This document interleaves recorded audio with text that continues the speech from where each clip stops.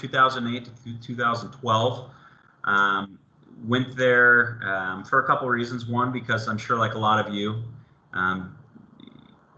my family was in San Antonio, and I wanted to be close enough to home, but at the same time, you want to be far enough away to kind of live your life and spread those wings a little bit. But I also went there to play baseball, so I was there for 3 years under Coach Joe Castillo, and then the first year of Coach Brisbane, who I believe is still cranking, moving forward here and doing a great job.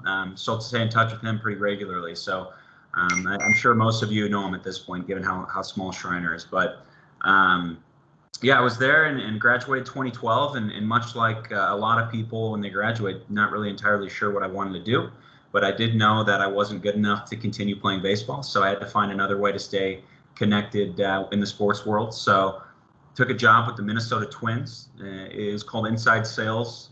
It's basically, an entry-level job, and you really have to grind pretty hard to get through it. But I was there for 14 months and learned kind of a crash course in the sports business industry. Everyone sees sports and they see the players making the plays and getting paid the big bucks, but there's a lot of stuff that goes on behind the scenes that's pretty fascinating. And I wanted to be a part of that. And so I was with the Twins for about 14 months and then had an opportunity with the Kansas City Royals after that in the end of 2013. Kind of fell face first into one of the luckiest opportunities in the country. Was with the Royals, 2 straight World Series, back-to-back appearances, and if any of you follow baseball, ultimately won in 2015. So I was there for 5 years, and after that, I'd kind of reached my ceiling with the Royals. There wasn't much room to grow, and if any of you enter the sports industry, you'll see that there's not a lot of jobs as you grow up to the top, and a lot like a lot of other industries, you have to move around in order to grow. But I had an opportunity in Denver to come out and work for a technology company doing sales for them. And I did that for about 7 months. And while I was decently good at it, I didn't have a passion. And I found that sports has been my passion and what's driven me forward. And an opportunity popped up with the Broncos to kind of take that next step. And I said, why not take the coffee and with the hiring manager and see if, this has legs. And one thing led to another. And now I've been with the Broncos since July of last year. So time flies, but obviously the world is different. You guys are seeing it firsthand, and sports goes hand in hand with that.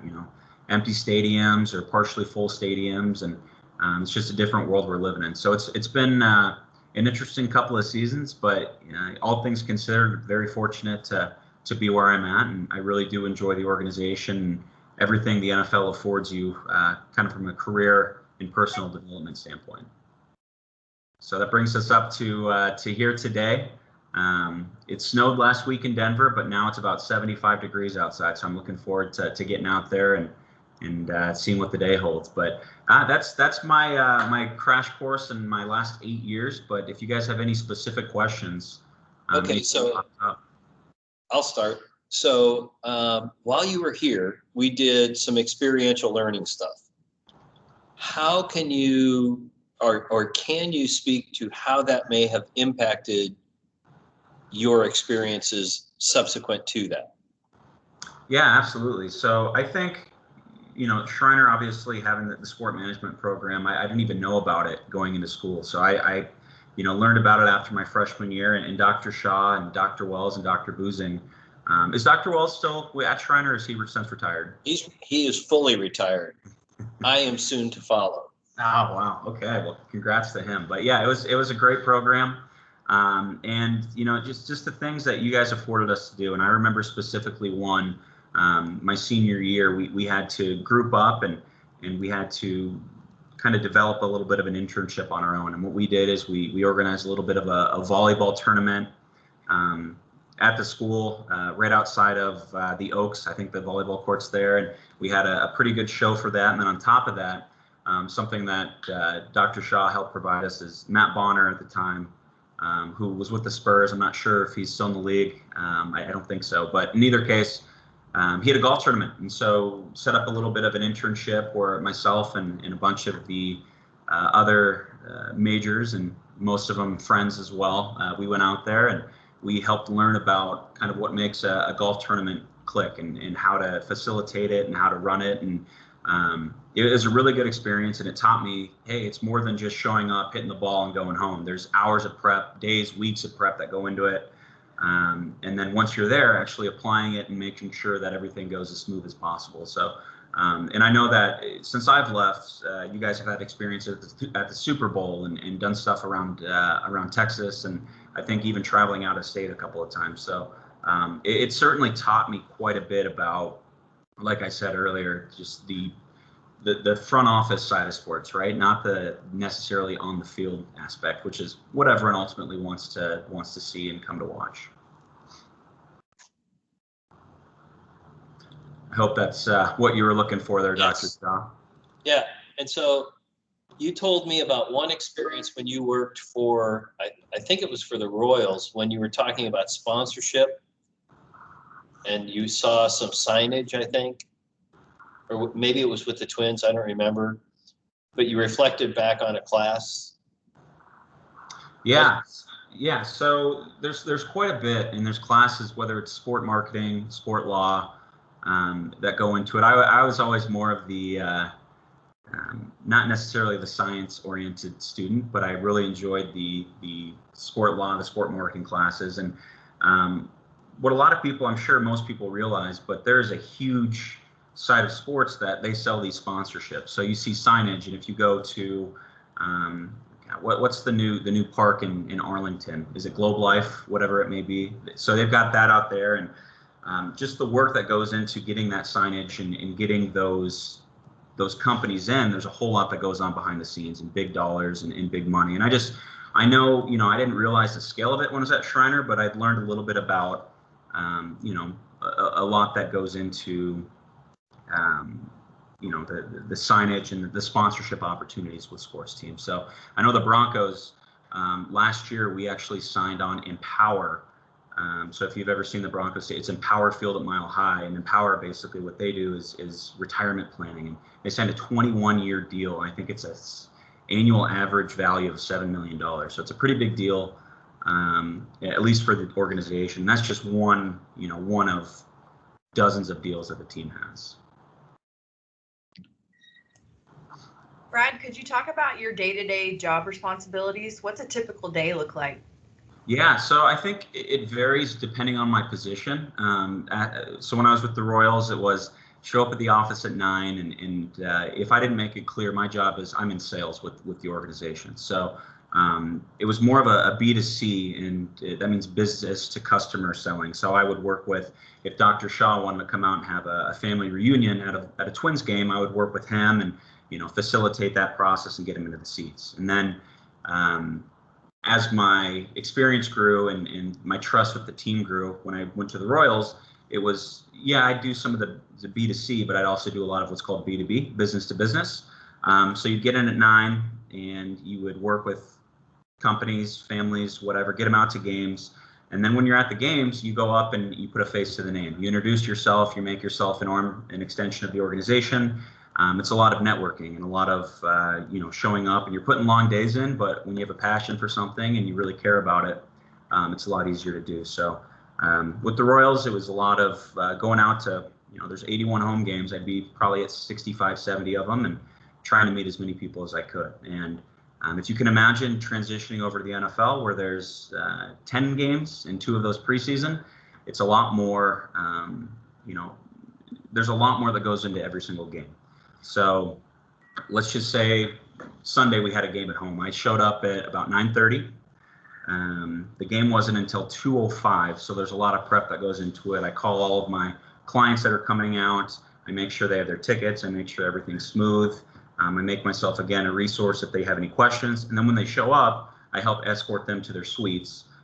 With the Broncos, what I do is strictly business to business. So I'm working with companies that are bringing out their clients, their employees, their prospective clients, putting them into suites and showing them a really good time. It's kind of a new way to drive business in a unique way that can get you in front of some really cool people. So I'm out there and I'm in the suites, and this year's been a bit different, obviously, with COVID, but it's just a lot of talking to people, learning what their business is, what they do, and how I can help them grow. by utilizing, being the middleman, so to speak, and utilizing Bronco suites and hospitality. But it does vary day to day. There's some days that are different. Right now, obviously, I'm sitting in my kitchen. This is my makeshift home office, but it's a little bit different with COVID. Just like the rest of the world, everyone's got their masks and keeping distance as much as possible. Great, thanks. Yeah, absolutely.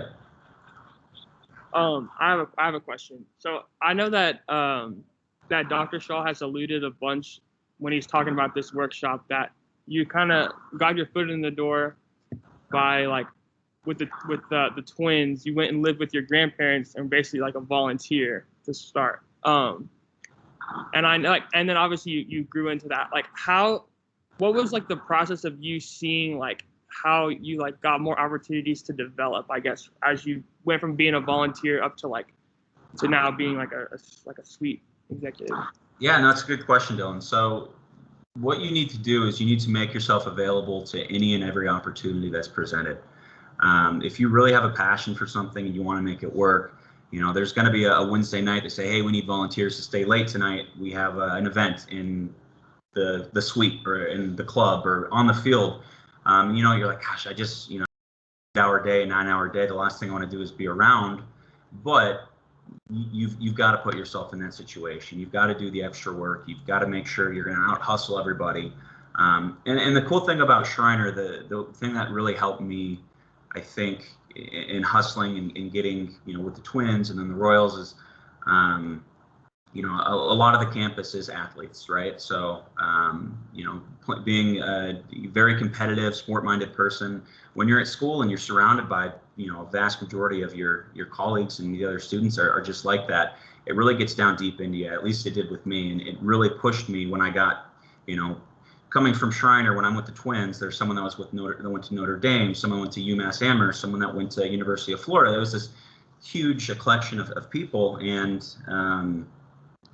I think just being an athlete and being surrounded by that, it made me want to work harder than them, because when you come from a school like that, oh wow, they have a better pedigree, so to speak, but it really doesn't matter at the end of the day. If you have a great education, the cool thing about Shriner is, you get to talk to Dr. Shaw and you get to know him on a more personal level. And, when you go to those big schools, you don't necessarily get to know your professors. You don't get to really know the executives. So, that's a long way of saying, outwork everyone and use your strengths and even your network. If Dr. Shaw, I'm sure he's happy to hear from you if you had any questions on the back end.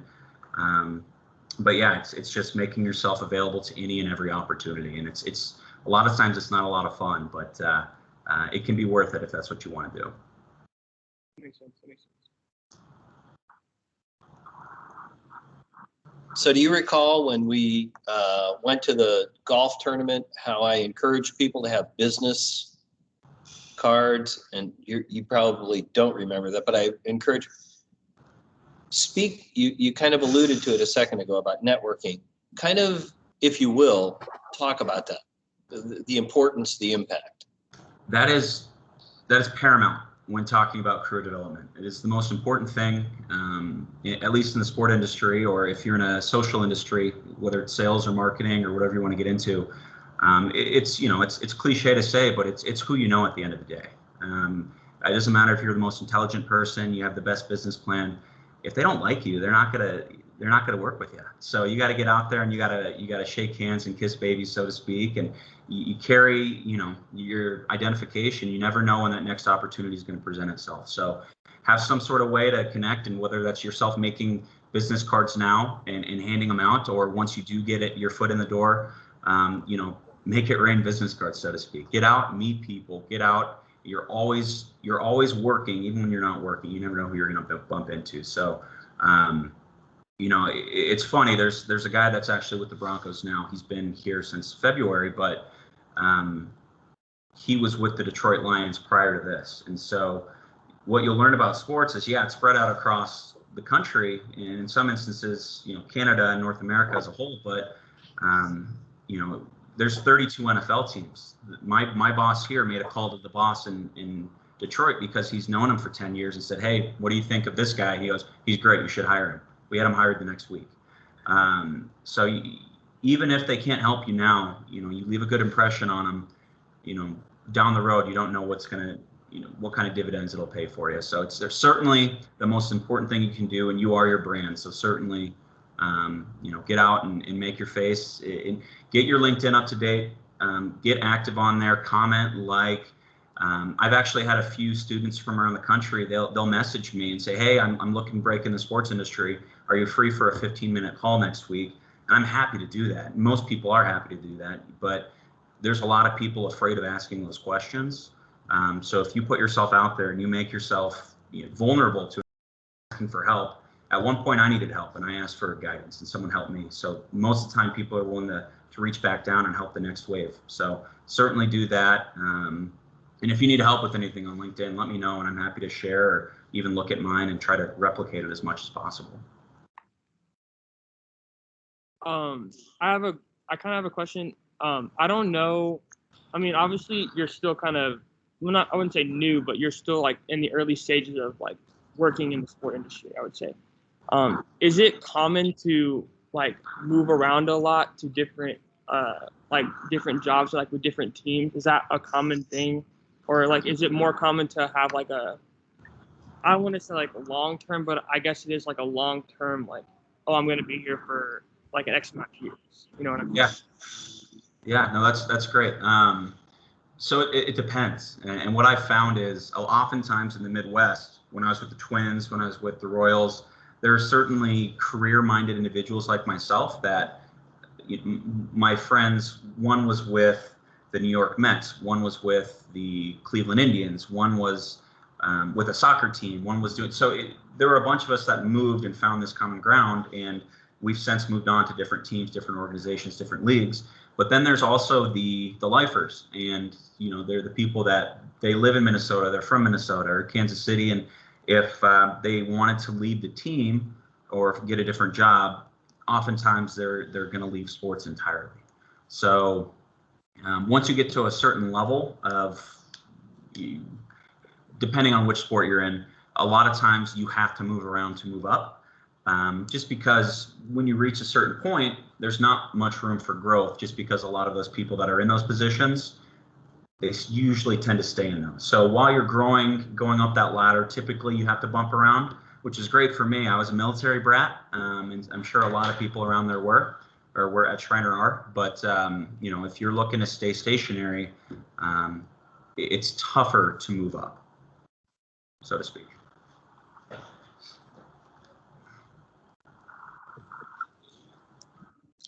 Okay, so when you are thinking about things like upward mobility, when you, Brad Thomas, are thinking about upward mobility, what are the variables?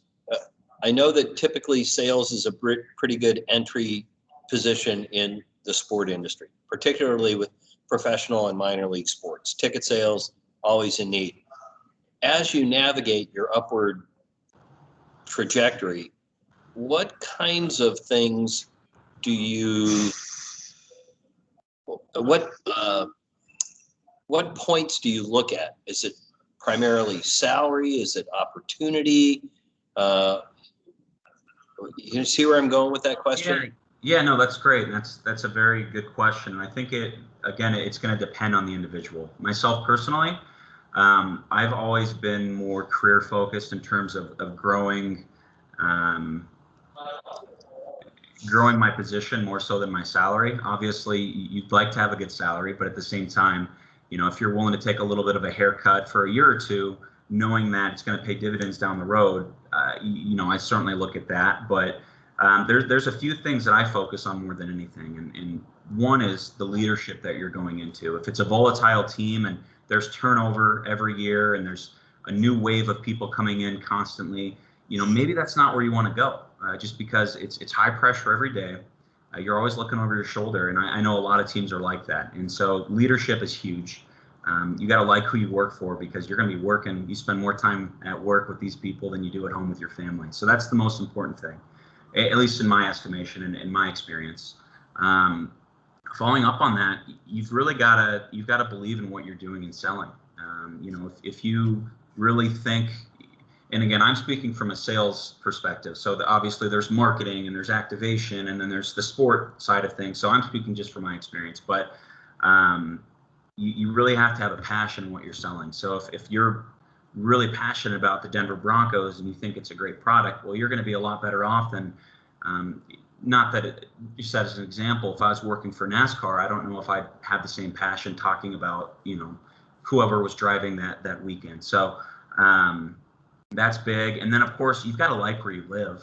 I've moved around. I've lived in Minnesota, and if you can handle the cold, it's great. I've been to Kansas City, and you can handle the hot and cold, it's great. And obviously you guys in Texas can handle the heat, but Denver's amazing. I love it here. It was a huge decider that made me say, you know what, I can be with the Broncos. And at the same time, the shield that is the Denver Broncos, it's an iconic brand. And putting that on a resume, moving forward down the line, it's something that I don't take for granted, and I recognize it's a very fortunate opportunity. So in short, I think leadership is the biggest thing. And I think that's, maybe why a lot of you chose Shriner, just because you saw the smaller classes and the coaches and the deans and the professors and all that. So it's just an extension of that, but a little bit more so on the professional side.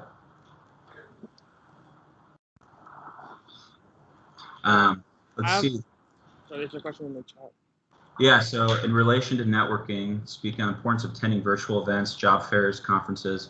No, that's great, David. So I remember when I was at Shriner, the Houston Astros held a career fair day. And basically what that was is about 200 men and women in suits and dresses, dressed to the nines, showing up, and the Astros were there, the Rockets were there, you name it, in Houston, they were there. And while everyone's vying for just a few opportunities, it's a good way to learn, hey, polish up your interpersonal skills, learn how to interview, learn how to talk to other people that are looking to get in the industry, learn the vernacular. That's huge. You want to speak like they speak. And even further, obviously with COVID, these virtual career fairs are what we're relegated to an extent. So any chance you have to meet somebody that, like I said, knows where they're going to be 5 years down the line. My boss today with the Broncos, he's 32 years old. He's just a little bit older than I am. He actually was the Denver Broncos intern in 2012. So he was the intern. He was getting coffee. For yeah, cover up people your he's the boss for. girls. So he, Be careful. like I said, you never know where they're going to be in a few years. So that's something to keep in mind, and certainly get out there as much as you can. Meet as You're many welcome, people. sweetheart. All right. Bye-bye. I kind of have a question. I think you kind of alluded to it just now. Obviously, like at Shriner, we have a lot of chances to do experiential learning trips. Like we've been doing the Final Four the past, like since I've been here at least. We have the internship class. I've been doing that, and like I have a potential to be a GA at a university next year. And I was going to pursue it in like marketing, like in sports marketing. Would you say like things like that, like obviously they're important because it's important to be able, like, not to just sit there in class and listen to like be able to like implement it in your life, and like just go out there and like do it with your hands. But like, would you say that things like that like would like stand out more on a resume when you're applying for a job? Just like you say, like the Denver Broncos obviously stands out on a resume. Would those things be like maybe like a thing that would put you above other applicants that maybe don't have as much stuff like that on their resume? Yeah, so I think the most important thing in my experience is hands-on experience. So there's a lot of individuals that come in looking for a job, whether they have an MBA, they have a master's of some sort, or they have an elevated degree, which is fantastic. If you have a chance to educate yourself, I always say do it, especially if it's a GA spot. That's fantastic. But actual tangible experience is what's going to trump everything else. So any chance you have right now, document, hey, we went to the Final Four and I did this, that, I went to the Matt Bonner golf tournament, I did this, I set this up on campus. whatever opportunity you have, document that, make sure you have that, because when it says, hey, we're looking for 3 to 5 years of experience, well, ultimately you already have that, right? So you've been doing, it might not be, I might not have been an intern with the Houston Rockets last year, but at the same time, look at all this stuff I did to put myself in this position. So leave yourself open to any and all opportunities, and don't turn anything you think could be beneficial down. So that's a good question, and something that I see people tasked with all the time. Education alone is great, but you've got to supplement it with something on the outside. And so that's certainly what I would certainly recommend. Okay, so to that end, Brett, the course you're talking about where you put up on the volleyball tournament, the sand court, that was when we started the practicum courses. Remember, it was a 1-hour course. Yep. And so now we have students that are required to do 3 of those. So when they are documenting that, rather than say, and this is like a practical question. So if somebody was applying to be an intern, say with you, and they said on their resume, I did this, would it be more important for them to have an e-portfolio so they could show you what they did, like with photos and all this? Remember what I recommended that you guys do, and you had to take photos. You remember all that. So from an employment perspective on your side, if you're going to hire an intern, say, would you rather see it or hear about it? Yeah, I hear you. That's fantastic. See it 100%. So I've been in a number of the interviews and seeing how these individuals present themselves and what they bring to the table. And you're going to get everyone who has hey, this is what I did, this is my experience, here are my references. But if you can show me something, if you've come with a folder, and whether it's, hey, here's pictures of the tournament we set up, this is what we were looking to accomplish, these are the results we've made, we raised this much money, or whatever it may be, you bring that, you show me how prepared you are and how you've applied it. If I can actually see it, it's going to do wonders, and it's going to make me remember you. And what I always recommend, whenever you do go into an interview, find out how many people are going to be sitting on the other side of the table. It's very rarely just going to be one person. You're probably going to be interviewing with 4 to 5 people. Have a folder for each person. So print it out, have 5 folders, tailor it toward each person, give it to them before the interview, and then go step by step with them of what you've accomplished and how it's going to set the table for you to perform this job well. So always come prepared, over prepared if anything, and leave it behind too. Make sure you leave it behind so they have it, and whenever they go back through, okay, who did I like today? Because you got to remember, these sports jobs, I've seen it, they put a job online and there's 800 applicants within the first week. So how are you going to differentiate yourself? Well, there's 2 ways. You've got to first get that interview, and that's where the networking is huge. So you've got to, if you have someone that knows the hiring manager, you reach out to them on LinkedIn, hey, I want to come out. Get your name on the top of that pile, because they can only interview so many people. They have finite time. So once you get your foot in the door for that interview, that's when you go in with your hard copy of exactly what you've done, detail it out to the position that you want. And then on the tail end, after the interview, the most important thing you need to do is follow up. So I know it's a little bit outside of what you asked, Dr. Shaw, but the most important thing is the follow-up. So handwritten note. A simple email is fine. Everyone's doing that. But find out their address, handwritten note, do something special, tailor it towards them. Go on LinkedIn and see what they like to do. Go find their Facebook page and see, hey, does he have a family? Does he have this? Find a way to separate yourself. So anything that you can do. But yeah, Dr. Shaw, that's great. What I like to do, whenever I get my boss sends me an email, hey, good job on this, or my boss's boss, hey, I really appreciate this. I print that out. I print out 4 to 5 copies and I keep it in a folder. And each time I go to an interview, I say, look, I've got my references, I've got my experience, I've got, what I've done, but here's just a folder of all the times that I've been commended on my work.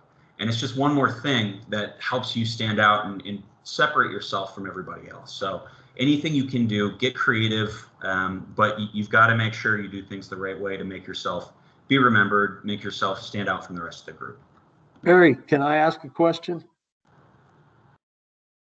Go for it. Hello? Sure. I had Okay. Brad, I'm David Reist, and I doubt if I was working at Schreiner when you graduated. I don't remember what class you were in, but 2012. Yeah, I didn't get to Shriner till 2014, and I am now what's called the coordinator of meaningful work. So we have 3 coordinators: meaningful work, purposeful lives, and changing global society, which is like study abroad. And so I run the work study program on campus, and I facilitate internships. I interface with faculty and support them and so forth.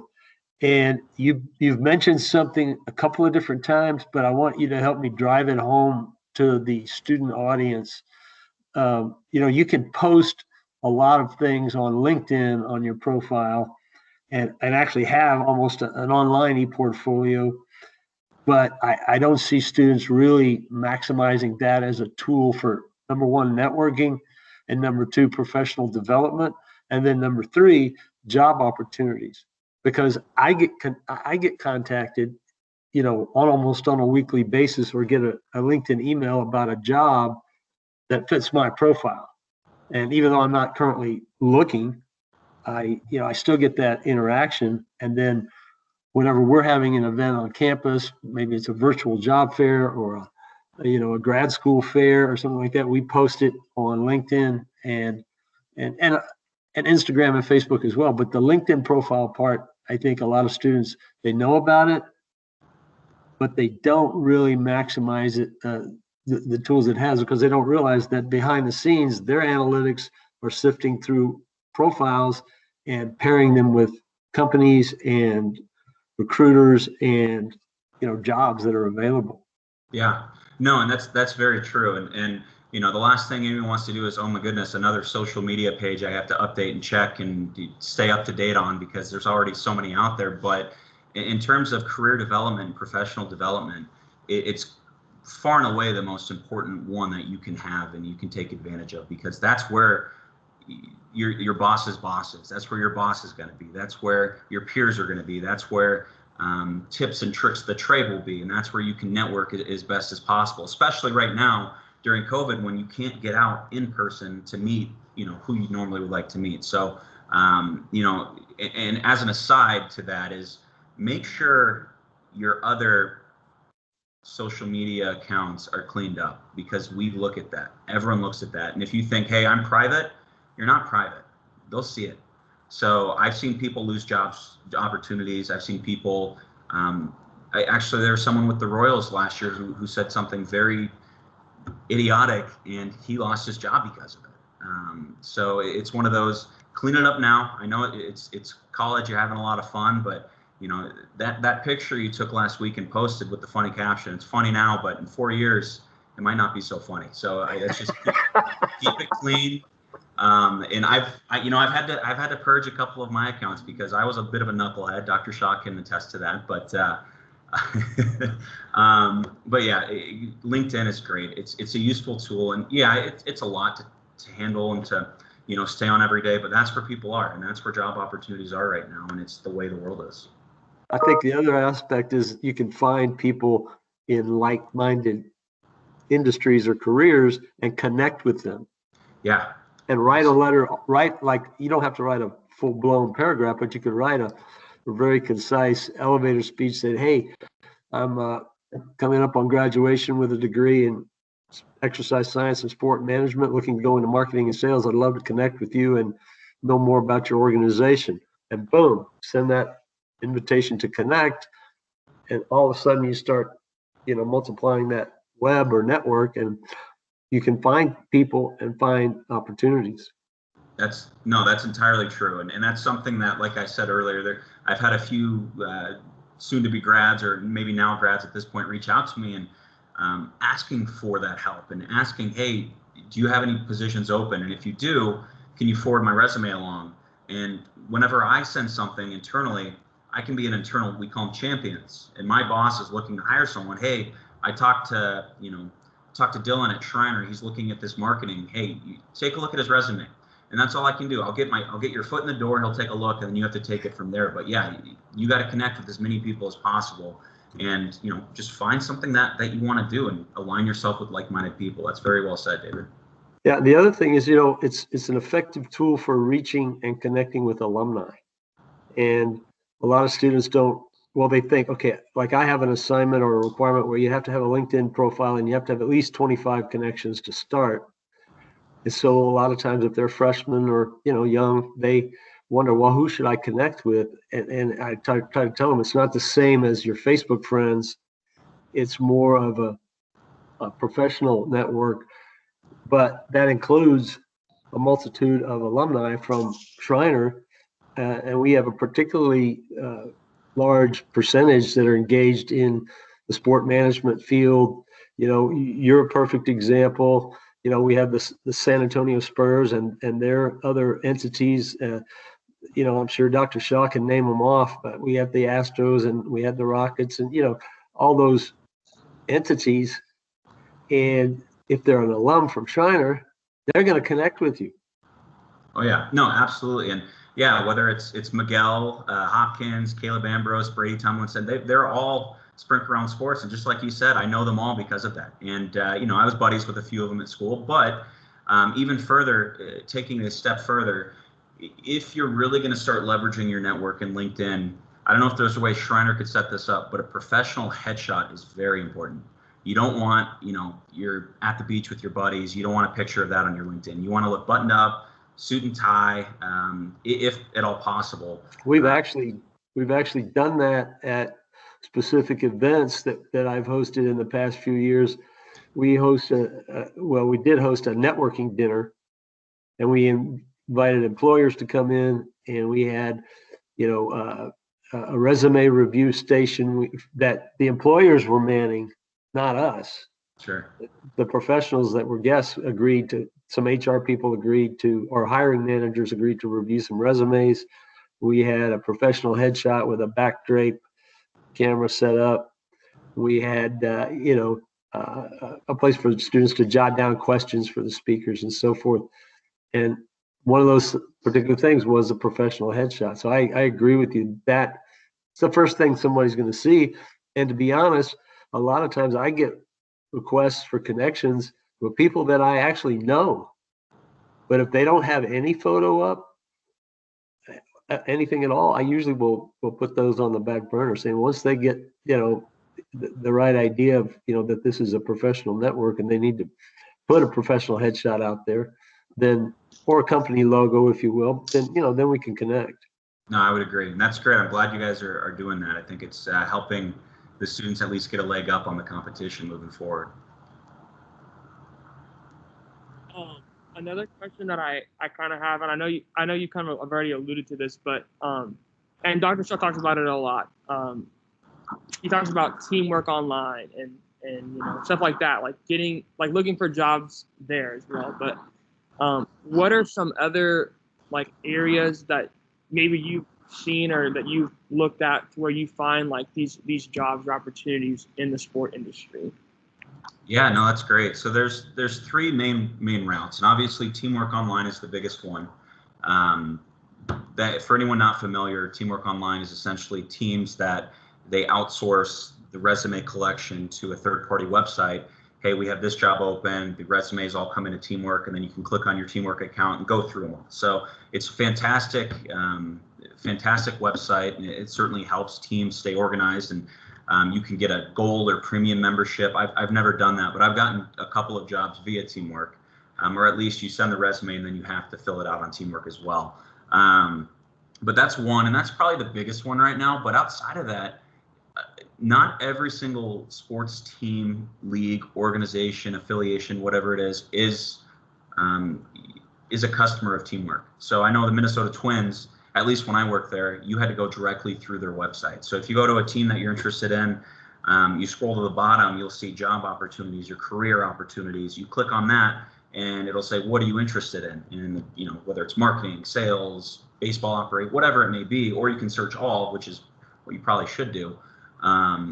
You can go directly to the website and apply through the team. I will say right now, sports is, as you guys are, I'm sure, aware, it's a tough industry to break into just because there's not a lot happening. And the third one is just bringing it back to LinkedIn. You'll see opportunities get posted there. Hey, our director of marketing posted looking for a graphic designer. We need them to start soon. Our old graphic designer just took another opportunity. And that way he's directly going to LinkedIn, and you can message him.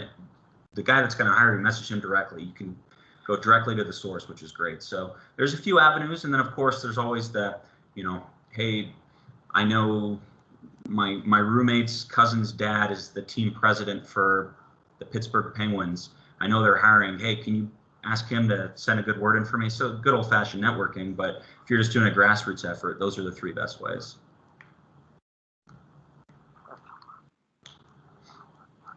Anything else? Dylan? Sparky? I'm trying to think. One of the things that, had I started the thing with you guys, Brad, when we talked about what's new in the world of sports? Did we do that before each class? We'd sit down and we'd review it, and then you'd ask us, and occasionally we'd get off and you'd say, okay, well, this team's talking about getting publicly funded money. Let's break into workshop groups, and you guys decide, you put together, why would this be good for the community versus why should they maybe not do it? So yeah, I think, an update, whether it's on the sports side or the business side, I think we had started that. Okay, so one question real quick. So is it important for a prospective sport business person to be conversant in sport, the industry, not just a sport like baseball or tennis or whatever?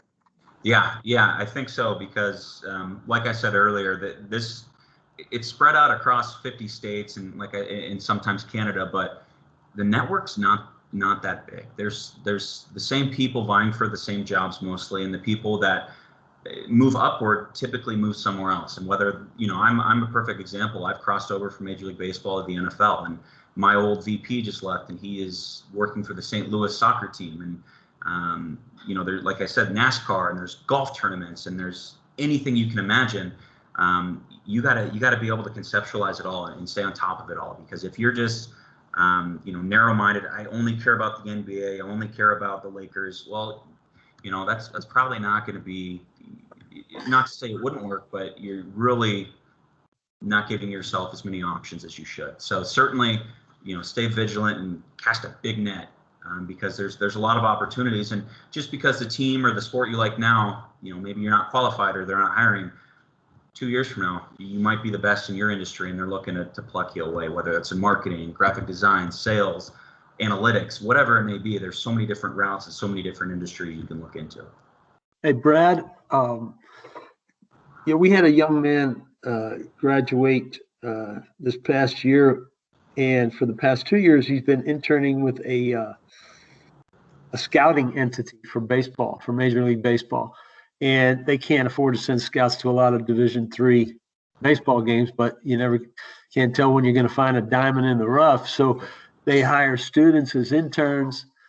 They ship them a radar gun, and the students are responsible for, scouting certain games and players.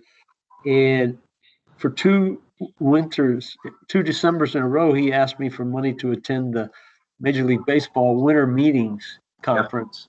I think it was in Vegas. But what that resulted in was, by the second winter he went, he had enough experience built up where he landed a job offer with a scouting agency out of Georgia. And when he graduated, he got in his car, drove to Georgia, and started this new career. So I was wondering, can you speak to any types of conferences related to any of your sports industries that student, interns, prospective, employees might want to attend to, again, broaden their network? No, that's awesome. And the baseball winter meetings is probably the best route you can go. And that it does change every year. Vegas 1 year, Nashville 1 year, San Diego 1 year. And it bounces around, but what it does is all 30 major league teams and countless minor league teams send their hiring managers and their executives and a lot of VIPs with their organizations to this one area, and it's condensed, and it's all 30 teams are all together. And so what you do is you show up and you put your name on a list. Hey, I want to interview for this job with the Kansas City Royals, or the Cincinnati Reds have this, or the San Antonio Missions need a position here. And so what you do is you sign up and they give you time slots, and it's almost like speed dating to an extent, where you go and you just go and, hey, tell me about yourself. What's your experience? This, that, and the other. And it's exhausting, but that is the best place to go in and to meet people, like-minded people like yourself. And that's when it's important to have that lead behind that business card. You want to get their card. You want to follow up with a handwritten note. And even further, yeah, it's great you have these interviews and you're meeting all these decision makers, but where a lot of the hires are made and the deals are made are after the conference is over during the day. So I'm not saying, go sit at the bar for 5 hours, but find out where those hiring managers are hanging out, because that's where you want to be. And so you want to infiltrate that and talk to them and get to know them on a personal level when they're not as buttoned up, when they're letting their guard down a little bit, learn about them on a human level and talk to them. And typically that is at the bar, but at the same time, it's just find out where they go. So that's a great question, David. And then once you're in the industry, there's countless other conferences you can go to, and there's a lot of different opportunities to meet and network. But I'd say the baseball meetings, the winter meetings, is the easiest because it's open to anyone that wants to buy a ticket for it. So that means when I come to Denver, you're going to take me out for a drink? Is that what I just heard? Dr. Shaw, I've heard the legend. Hey, you still owe me some beer, Barry. Yeah, I know. Come on down to Denver whenever you're out here, Dr. Shaw, and I'll take you out to a couple cool spots. We'll grab a drink or two. Yeah, okay. Well, Caleb's been putting me up in some of the boxes recently. Yeah? He's going to do a workshop for us next week. Oh, you guys are in for a treat. I'm glad I didn't have to follow him. So that's that's fantastic. But no, anytime you come to Denver, any of you, I'm open to always networking and meeting people, especially, Shriner's a small network, but anytime you meet someone from there, you instantly connect. So I'm more than happy to make myself a resource. And who doesn't want to come to Denver? It's beautiful here. Yeah, it is. Hopefully we'll get to go for basketball. We used to have a game in Colorado every year. So. Colorado College, right? Are they still in the? Well, let me know if that happens. I'd love to make my way out there, and anytime I can travel in this state, it almost looks fake half the time, but it's beautiful. It's awesome. Except for the fires recently. We're expecting to get 30 inches of snow this weekend, just across the state. I think the mountains mostly. So hopefully that puts it out. But yeah, it's been pretty devastating. Well, it really has been. So seriously, though, we really appreciate your willingness to do this, and it's the good thing about Teams is we can record it and share it with other students and in my other classes. And my students hear me say, you have to separate yourself, you have to do things, you have to show, and I say it to them all the time. Hearing it from you is relevant. Hearing it from me is a bunch of my initials. It's like your parents trying to tell you, what you should and shouldn't do. It falls on deaf ears a lot of times. But Dr. Shaw, you've been right every step of the way. Your guidance was very important, and I have appreciated it. And listen to him when he talks to you. He has your best interest in mind, and Shriner's best interest as well, or Shrinerville, USA, I guess. Yeah, there you go. Some things just don't change, Brad. They just don't change. So we do appreciate this very much. Dylan, you're going to close, right? You pretty much did it, but no, this is part of your job, son. Come on, Dylan. We really do appreciate you coming here, Brad, and speaking to us and the other students that were in here earlier. And I think we really did I know we asked you a ton of questions. There's just question after question, but I think that we really got a lot of information that we definitely needed to know that we might not have had before. Yeah. And I know whenever Dr. Shaw goes up to see you, he'll probably have a little gift for you, but we really do appreciate you coming and talking to us. Yeah. The time we had you. Well, I appreciate you guys putting this together. I think it's a great resource, and it's always good to see other Shriner alum get into the industry and trying to get their way to where they want to be. So anytime I can be a resource for any of you and an extension, anyone that might not be on the call right now, let me know, reach out, send me an email, connect with me on LinkedIn. Any questions, let me know, like I said. But thanks for setting this up, guys. I really hope you have a great rest of your week, and hopefully we see some of you out in the field here soon. Go Broncos. Go Broncos. Definitely Go baby cakes. Go baby cakes. I got you, Thanks, Dr. Brad.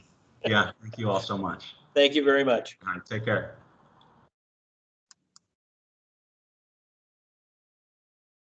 Where's number